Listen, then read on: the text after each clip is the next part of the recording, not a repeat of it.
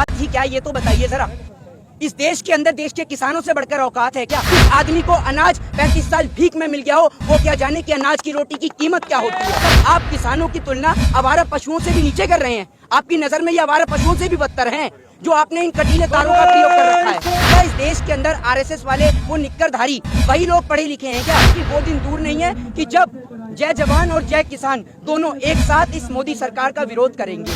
एक चाय दो समोसा, बीजेपी की बात का क्या भरोसा। ये देश का किसान है, ये आपके पौने 2 आंख वाले बाबा रामदेव की तरह नहीं कि एक लाठी के चलाए कि सलवार और बुर्खा पहन के भागना शुरू कर दिया। देखिए तारीख तो देगी, क्योंकि आप सबके लिए और मेरे लिए देश का किसान देश का अन्नदाता है। लेकिन देश के प्रधानमंत्री अंबानी और अडानी के लिए ये अन्नदाता नहीं बल्कि धनदाता है। और सरकार इन धनदाता के जरिए इनको लुटवाना चाहती है, इनको इन्हीं के खेत में मजदूर बनाना चाहती है। और यही सरकार का पहलू है। आप एक बात बताइए कि अगर वहां जाके किसान चाय नहीं पीता, नाश्ता नहीं करता, तो मीडिया इसको भी दिखा देती है, कहती है कि किसान ने वहां जाके नाश्ता नहीं करा, चाय नहीं पी। अरे वहां पर चाय पीने या नाश्ता करने गए हैं, अपना घर परिवार छोड़ के यहाँ पर आए हुए हैं, यहाँ के बैठे हुए हैं, वहां आपका नाश्ता करने के लिए गए हैं, आपसे बात करने के लिए गए हैं। और आपको एक बात बता दूं, बंद कमरे में समझौते होते हैं, न्याय नहीं। अगर आपको किसान का न्याय करना है तो आप किसान के बीच में आइए, किसान से आकर सीधा संवाद करिए। जिस तरीके से प्रधानमंत्री मोदी जी काशी में जाके संवाद करते हैं, काशी में जाके लोगों को समझाने का प्रयास करते हैं, जब काशी तक किसानों की बात पहुंच चुकी है तो प्रधानमंत्री मोदी को यहाँ आकर देश के किसानों से बात करने में क्या आपत्ति है। और प्रधानमंत्री मोदी जी के हर एक बिल में आखिर इन्हें क्यों समझाना पड़ता है देश के लोगों को? चाहे फिर वो धारा 370 की बात हो, 370 के फायदे गिनाने लगते हैं कि क्या क्या फायदे हैं, चाहे फिर वो जीएसटी के फायदे हों, चाहे फिर वो नोटबंदी के फायदे हों। आखिर आप ऐसे बिल क्यों लेके आते हैं जिसके फायदे आपको देश की जनता को समझाने पड़े, लेकिन देश की जनता को समझ में नहीं आते? क्या इस देश के अंदर आरएसएस वाले वो निक्करधारी वही लोग पढ़े लिखे हैं क्या? बाकी सारे अनपढ़ गवार हैं? ये बताइए आपको हर एक बिल में समझाना पड़ता है। और देश के उन तमाम लोगों से जो तमाम लोग जब एक दलित को घोड़ी चढ़ने नहीं जाने दिया, उसके संपर्क में नहीं आए, वो जब उसको घोड़ी नहीं चढ़ने दिया, जब मॉब लिंचिंग हुई तो मॉब लिंचिंग के विरोध में नहीं आए, जब इस देश के अंदर सीएनआरसी का प्रोटेस्ट चला तो उसके प्रोटेस्ट में नहीं आए, ब्राह्मणों की हत्या पर नहीं आए, बहन बेटियों के ऊपर हो रहे बलात्कार को लेकर नहीं आए। लेकिन अब जो आप घर के अंदर बैठ के रोटी खाते हैं ना, आज उस रोटी का कर्ज चुकाने का समय आ गया है, क्योंकि आज देश का किसान यहाँ पर खड़ा हुआ है। और आपको एक बात बता दूं, बहुत जल्द ये जो जिस पुलिस के जरिए, जिस आर्मी के जरिए इस देश के किसानों को रोकने का प्रयास किया जा रहा है ना, ये बहुत जल्द ये भी देश के किसानों के साथ खड़ा होगा। क्योंकि इसके अंदर 90% बच्चे देश के किसानों के हैं, जिनके पिता खेती करते हैं और अपने बच्चों को वहां पर देश की सुरक्षा के लिए भेजते हैं। तो मैं आपको बता दूं कि वो दिन दूर नहीं है कि जब जय जवान और जय किसान दोनों एक साथ इस मोदी सरकार का विरोध करेंगे।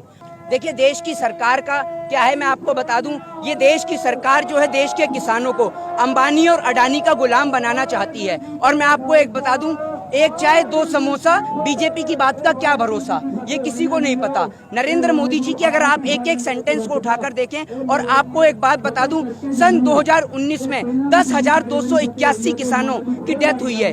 इसके बारे में देश की सरकार बताएगी। प्रतिदिन मरने वाले किसानों की संख्या 8 है। कभी आपने सोच के देखा है अपने जहन के अंदर कि देश का किसान, देश का अन्नदाता क्यों मरता है? आखिर किस लिए मरता है? तो उसका कारण ये है कि जब इस देश के अंदर विजय माल्या, नीरव मोदी जैसे बड़े बड़े उद्योगपति, बड़े बड़े बिजनेसमैन इस देश से लाखों करोड़ों रुपया, खरबों की संपत्ति, अरबों की संपत्ति लूट कर विदेश में ले जाते हैं, तो देश के प्रधानमंत्री जी के मुंह से एक आवाज नहीं निकलती उनके लिए, देश के गृह मंत्री के लिए उनके लिए एक शब्द नहीं निकलता। लेकिन दूसरी ओर जब देश का किसान देश की जनता का पेट भरने के लिए मात्र 15 से 20 हजार रुपए बैंक से लोन ले लेता है, तो बैंक वाले उसकी जमीन पे कब्जा कर लेते हैं, जिस कारण मजबूरी में आकर देश का किसान आत्महत्या कर लेता है। तो आप सोच के देख लीजिए कि सरकार किसको ज्यादा बढ़ावा दे रही है। और दूसरी ओर आपने आते में देखा होगा कि जिस तरीके से किसानों को रोकने के लिए कटीले तारों का प्रयोग किया गया है। आप एक बात मुझे बताइए कि अगर आप देखेंगे इन कटीले तारों को आप अपने खेत के अंदर आवारा पशुओं को रोकने के लिए भी नहीं लगा सकते, लेकिन आपने किसानों के लिए लगाए हैं।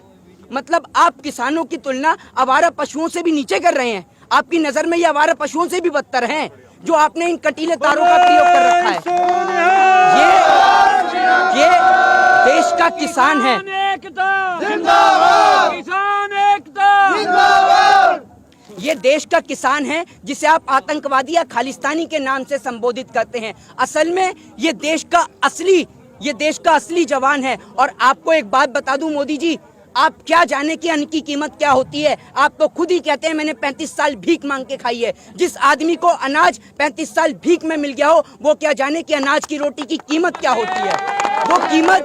वो कीमत सिर्फ वही समझ सकता है जो इसको उगाता है मेहनत से। और देश का किसान का दिल इतना बड़ा होता है कि उसका घर भले ही छोटा हो, उसके घर की छत से पानी जरूर टपकता हो, लेकिन देश का किसान हमेशा कहता है कि मेरे खेत में बारिश होनी चाहिए ताकि मेरा घर भले ही टपके, लेकिन देश का कभी भी कोई भी आदमी भूखा नहीं सोना चाहिए, भूखा नहीं मरना चाहिए। ये देश का किसान है जिसे आप आतंकवादी या खालिस्तानी के नाम से संबोधित करते हैं। और ऐसे मुख्यमंत्री के नाम पे थू है, चाहे वो मनोहर लाल खट्टर हो जो हरियाणा के मुख्यमंत्री हैं, जो इनको संबोधित करते हैं खालिस्तानी के नाम से या आतंकवादी के नाम से। अरे आपका एक भी नेता का बेटा किसी का भी ना तो सरहद की हिफाजत कर रहा है, ना खेतों में खेती कर रहा है।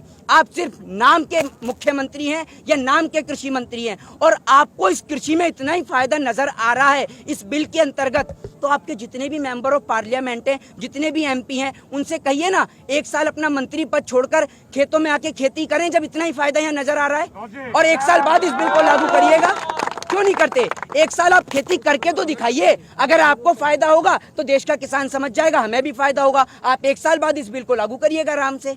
इन निक्कर वालों की इतनी आदत खराब हो चुकी है कि इन्हें बिल्कुल समझ में नहीं आता।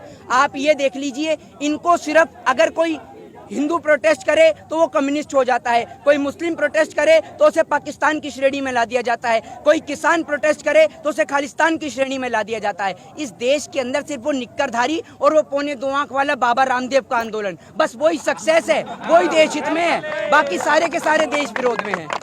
आप एक बात बताइए, इस देश का आर्टिकल 19 अकॉर्डिंग टू लॉ अगर आप बात करें तो इस देश का आर्टिकल 19 देश को आजादी देता है, देश के लोगों को अपने जीवन को जीने की, प्रोटेस्ट करने की। आपने किस लॉ के जरिए आपने इस देश के किसानों को रोका? बताइए, आपको क्या जरूरत पड़ी उनके ऊपर आंसू गैस के गोले बरसाने की? और आपने जितनी हिफाजत यहाँ पर किसानों को दिल्ली में आने से रोकने के लिए कर रखी है ना, अगर इसकी 1/4 भी आप देश की सरहदों की हिफाजत के लिए लगा देते तो आज सरहद पर चाइना हमारी भूमि को कैप्चर नहीं करता और हमारे भारत माँ के वीर सपूत कभी भी शहीद नहीं होते। कंगना रनौत एक के बाद एक बयान दे रही है ट्विटर पर। देखिए, कंगना रनावत को आप जैसे लोग क्यों बढ़ावा दे रहे हैं? कंगना रनावत की औकात ही क्या है ये तो बताइए जरा।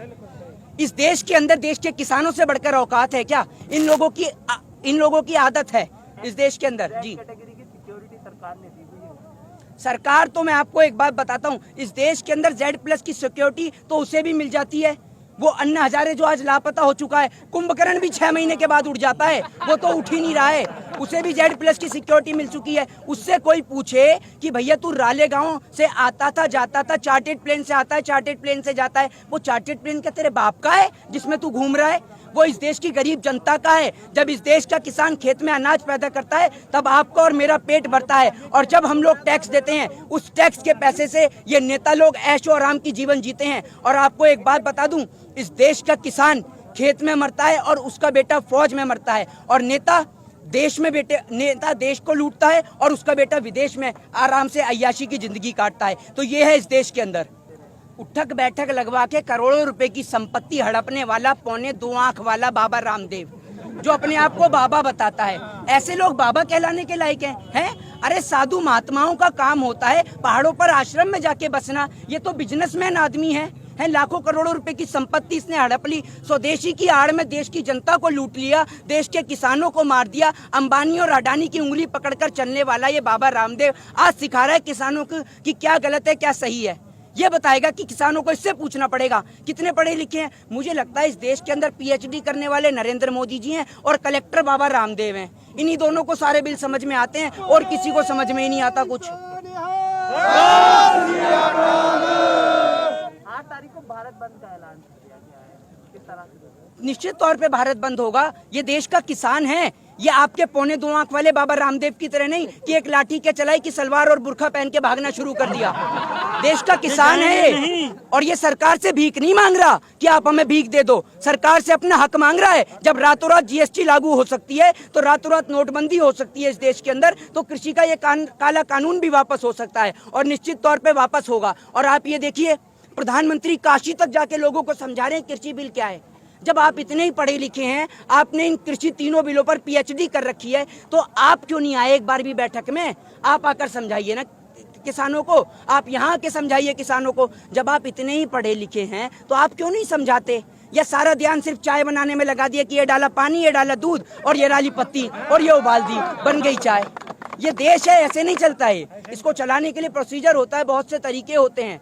और आपको एक बात बता दूं, भले ये तो अपने देश की बात है, लेकिन अगर प्रधानमंत्री जी चाइना के ऊपर कोई विरोध करें और अन्य देशों के ऊपर विरोध करें तो पूरा देश उनके साथ खड़ा है। लेकिन प्रधानमंत्री को तो आदत हो गई है देश के ही लोगों को परेशान करने की। ये विदेशियों के नाम पे, चाइना के नाम पे तो प्रधानमंत्री मोदी जी का 56 इंच का सीना टाएं टाएं फूस हो जाता है, वो हिलता भी नहीं है, जरा सा चुप हो जाते हैं मोदी जी। कपिल मिश्रा ने एक लेटर लिखा है रामनाथ कोविंद प्रेसिडेंट को, और रोड्स को खाली कराने के लिए कहा है। कपिल मिश्रा लगातार सुर्खियों में है, कभी अपने बयानों को लेकर तो कभी बीजेपी या इस तरह की आप लोग। देखिए, उन जैसे लोगों के लिए सिर्फ यही 2 शब्द कहूंगा कि अगर जो इस देश के अंदर किसानों का नहीं हो सकता, असल में वो किसी का नहीं हो सकता। क्योंकि अगर इन्होंने अनाज उगाना बंद कर दिया तो देश भूखा मर जाएगा, और देश के अंदर बिना कोई बाढ़ के, बिना कोई सुनामी के ये देश ध्वस्त हो जाएगा, अकाल पड़ जाएगा देश के अंदर, अगर किसान यहीं बैठा रहा तो निश्चित तौर पे सरकार को इन किसानों से समझौता नहीं, इन तीनों बिलों को वापस लेना चाहिए, और किसानों को वापस आदर सम्मान के साथ कहना चाहिए कि आप वापस अपने अपने खेतों की ओर लौटें और दोबारा से खेत के अंदर जाकर फसलों को उगाने का कार्य शुरू करें। जय हिंद, जय भारत।